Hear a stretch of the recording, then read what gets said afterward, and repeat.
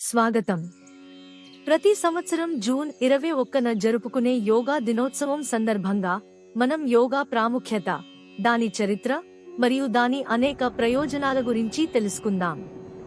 మరి రండి, యోగ సముద్రంలో మునిగి ఆధ్యాత్మిక అనుభవాన్ని పొందుదాం. యోగా అనేది సంస్కృతం పదం యూజ్ నుండి వచ్చింది, అంటే కలయిక. యోగా అనేది శరీరమును, మనస్సును, ఆత్మను కలపడం. యోగాన్ని శాస్త్రీయంగా క్రమబద్ధీకరించినవారు పతంజలి మహర్షి. 100వ శకం నుండి 500వ శకం మధ్య కాలంలో పతంజలి యోగ సూత్రాలు అనే గ్రంథాన్ని రచించారు.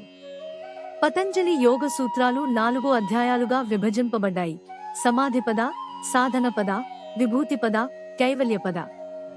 ఈ సూత్రాలు మనసు, శరీర శుద్ధికి ఉపయోగపడతాయి. భగవద్గీతలో ఒక్కొక్క అధ్యాయానికి యోగము అనే పేరు ఉంది. ఇక్కడ యోగం అనే పదం సామాన్య యోగాభ్యాసం కంటే విస్తృతమైన అర్థంలో జ్ఞాన బోధ లేదా మార్గం అనే సూచకంగా వాడబడింది.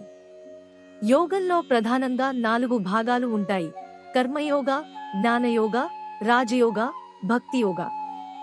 ఈ విధానాలు మన జీవితంలో సమగ్ర వికాసానికి దోహదపడతాయి.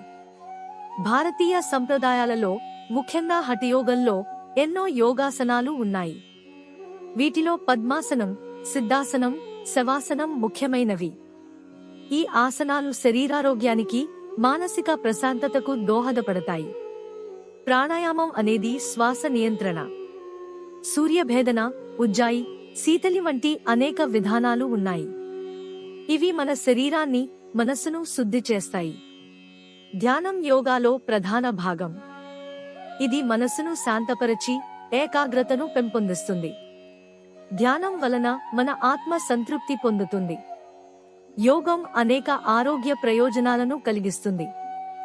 శరీర దారుఢ్యం, మానసిక ప్రశాంతత, రోగ నిరోధక శక్తి పెంపొందించడం వంటి అనేక ప్రయోజనాలు ఉన్నాయి.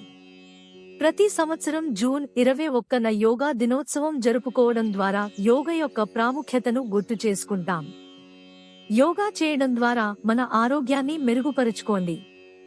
ఈ యోగా దినోత్సవం సందర్భంగా ప్రతి ఒక్కరూ యోగాను తమ రోజువారీ జీవితంలో భాగం చేసుకోండి. శాంతి, ఆరోగ్యం, ఆనందం పొందండి. మీకు ఈ వీడియో నచ్చితే లైక్ చేయండి, షేర్ చేయండి మరియు మా ఛానల్ను సబ్స్క్రైబ్ చేయండి. యోగా ప్రాక్టీస్ చేసి ఆరోగ్యాన్ని సొంతం చేసుకోండి. ధన్యవాదాలు. ఇది మీ యోగా దినోత్సవం కోసం ప్రత్యేక వీడియో. మీ అభిప్రాయాలను కామెంట్లలో తెలపండి. మరొకసారి యోగా దినోత్సవ శుభాకాంక్షలు. ఈ వీడియోను చూసినందుకు ధన్యవాదాలు. తరువాత వీడియోలో కలుద్దాం.